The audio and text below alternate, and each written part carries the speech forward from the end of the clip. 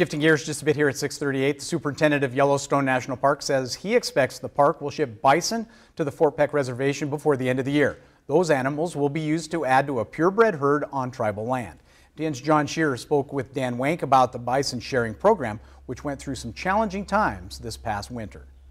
Really, we had to start over. Yellowstone National Park Superintendent Dan Wank is talking about the program to quarantine bison to share with Montana's Fort Peck tribe.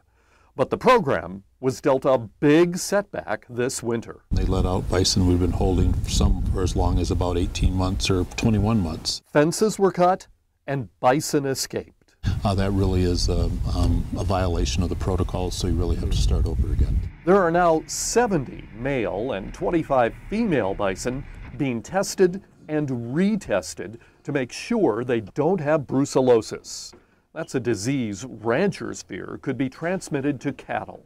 We've never had the transmission of disease from bison to cattle. All the transmissions of disease have been from elk to cattle. That's partly why Wank says the bison can be ready to share in months instead of years. We believe that we're complying with the uniform methods and rules. But Wank has to convince others that he is right.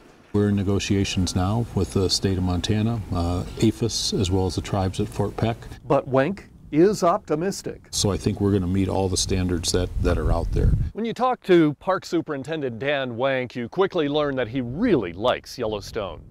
But most of all, he likes the bison. It's such a tremendous resource and such an incredible opportunity for the public. Wank says it gives the public a chance to get a glimpse of what primitive America really used to look like. Yellowstone is, one of the last remnants, of a genetically pure native population of bison, and that's pretty special. Wank says he could always use some extra funding to create a backup herd of genetically pure bison, but adds that should not be an excuse for failing to act quickly to share bison with Fort Peck and other tribes. In Yellowstone National Park, I'm John Shearer for MTN News.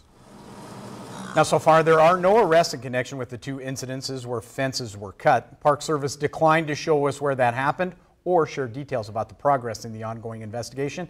But the Park Service does say extra security has been added to the bison quarantine areas.